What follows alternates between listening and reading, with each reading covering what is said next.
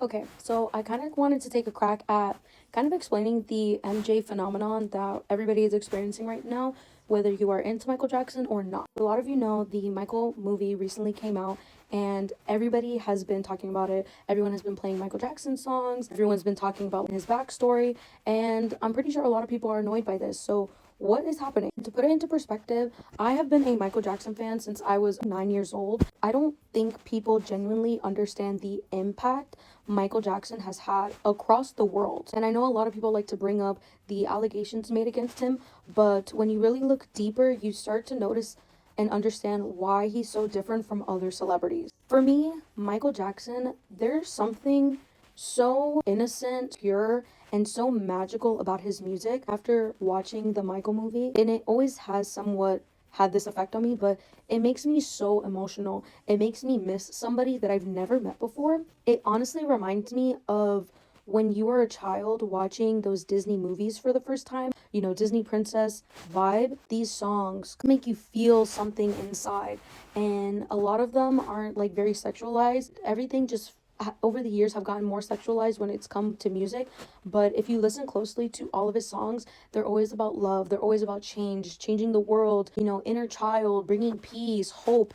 And he kind of always just has like the same message. Going into the allegations, a lot of people try to put down who Michael Jackson was. You have to think back on his past, and obviously someone's past cannot speak for their actions and who they become in the future.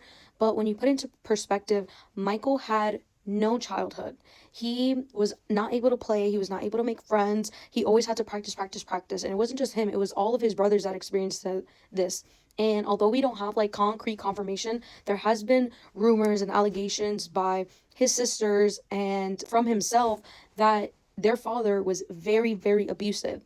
So putting all that in together, and his mom also not step in and help mitigate that, kind of adds to how his perspective changed growing up. And don't get me started on the effect that Diana Ross had on MJ, because she was in his life since he was almost around 9 years old. And you can definitely get the vibe of their relationship from the Dirty Diana song. All these adults in his life really failed him and took advantage of him. And if you wondered why the Michael Jackson movie was cut so much, why a big portion of his childhood was missing, you can blame Diana Ross for that, because she decided to legally cut herself out of the movie. And if you don't know the lore on that, I definitely recommend that you go search it up. If you've ever experienced any kind of trauma, child PTSD, one thing that you know for a fact is when you get older, whether you have children or not, at least for yourself, you're always trying to strive to give yourself a better future, something that you didn't experience when you were growing up, when you were a child. For Michael, he was trying to do that. He was trying to change the world and heal these children that were going through horrible situations. Obviously, it started out with going to the hospitals,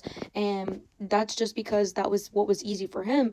Obviously, we don't know anything else that he was doing, and he did take care and pay for a lot of these treatments for these children. If you put that aside, how many celebrities do you actually know that are putting their money out there to change the lives of other people, to help children, to help the needy? And so what did he do? He created the Neverland Ranch, a place where kids can be kids. Just like, Chuck E. Cheese, Walt Disney, Toys R Us. This was basically a place where he could be a child and where he could bring other children and get them out of bad situations. A lot of them were obviously accompanied by their parents. You have to wonder, he wanted what was best for not only his children, but for himself and for other kids. And if he can heal and bring kindness to the world, I don't see why that's a problem. Now, I can see the problem with sleepovers and having a lot of friends that are children, but in his eyes, he was stuck in the mind of a child. He was abused. He was mentally stunted. And not to say that he was not smart, he was very emotionally intelligent. However, I think Macaulay Culkin put it very well said in a lot of interviews that Michael could not say what he actually meant. Luckily, Macaulay Culkin was able to clear a lot of the air with that, but I think the movie Michael puts it best, where when you see Michael looking at Peter Pan story, he's kind of fantasizing about Peter Pan, and Neverland was a place for kids to be kids, for them to be young and safe, and obviously he kind of saw his own father as the Captain Hook of the story. Also, he didn't have friends, so when you meet a lot of people that didn't grow up with people their age, kind of can emotionally stunt them at the age that they're at. And also keep in mind, when Michael was young, he was already so famous that all kids wanted to do was just get autographs of him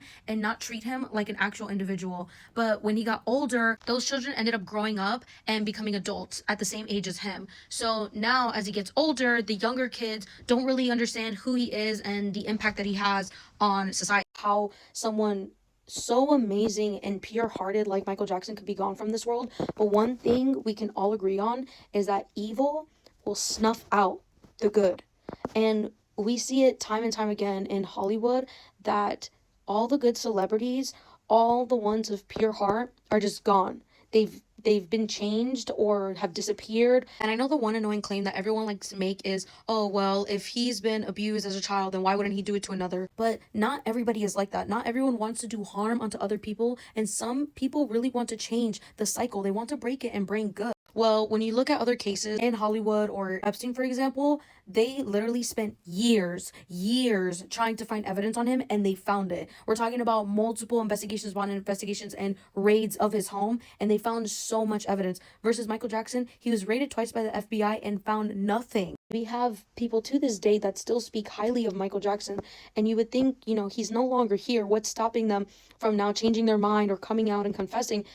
And it just makes you wonder that maybe the allegations that were made when he was alive aren't that true. And I'm not here to, put down anyone that's experienced SA or anything like that. I just feel like we really lost something great and something so pure. And it always makes me emotional to think that someone like Michael Jackson, that all he wanted was love. He wanted to be seen and understood, and we really just took that for granted. He was bullied by other celebrities, bullied by the world, honestly, and his light is just gone. So I really tell you guys to do your research, learn about Michael Jackson, because I know for a fact when I have kids, they will learn who Michael Jackson was.